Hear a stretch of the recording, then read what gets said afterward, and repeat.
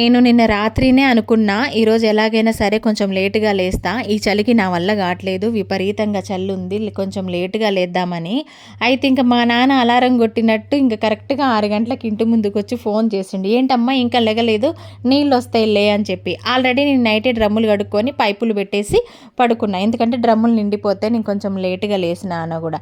ఇంకా నాన్న లేపేసరికి లేచి ఇంకా బయట పనులన్నీ చేసుకొని ఇక ఇంట్లోకి వచ్చి పిల్లలు లంచ్ బాక్సులు చేద్దాము, ఏం చేద్దామని ఫ్రిడ్జ్ డోర్ ఓపెన్ చేసిన అన్ని కూరగాయలు కనిపిస్తున్నాయి కానీ ఏం వండాలో అర్థం కావట్లేదు.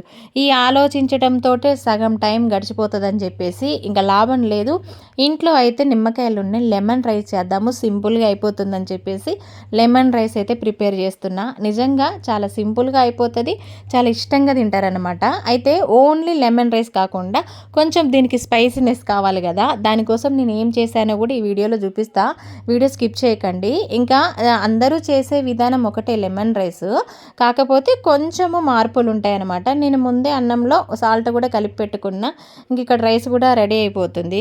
ఇంకా లెమన్ రైస్ రెడీ అయిపోయిన తర్వాత ఫ్రిడ్జ్ దగ్గరికి వెళ్ళినా మళ్ళీ. ఇంకా పండు టమాటాలు కూరగాయలు అన్నీ ఉన్నాయి, ఏదైనా స్పెషల్గా చేయాలి అనుకున్నా. ఎప్పుడైనా నేను లెమన్ రైస్లోకి పండు టమాటాల చట్నీ పెరుగు రైతా చేస్తా, ఈసారి మాత్రం పచ్చి టమాటాలతో చట్నీ చేస్తున్నా, అవి కూడా మా చెట్ల టమాటాలతోటి.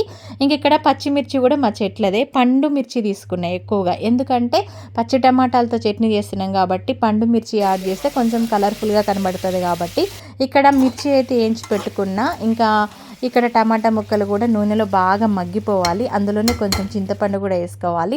ఇవి మగ్గిన తర్వాత ఈ మిర్చిలో చిన్నుల్లిపాయలు ఉప్పు జీలకర్ర వేసుకొని మిక్సీ పట్టుకోవాలి. తర్వాత ఈ టమాటా ముక్కలు కూడా మిక్సీ పట్టుకొని అందులో ఉల్లిపాయ కట్ చేసుకోవాలి, కొత్తిమీర వేసేసుకోవాలి. నిజంగా ఎంత బాగుంటుందో తెలుసా, ఈ పచ్చడి రోట్లో నూరితే అదిరిపోయే టేస్ట్ వస్తుంది. లెమన్ రైస్కి మంచి కాంబినేషన్ అని చెప్తాను నేను. వీడియో నచ్చితే లైక్ చేయండి, మీరు కూడా ఇలా ట్రై చేస్తారో లేదో కామెంట్ చేయండి. Bye bye.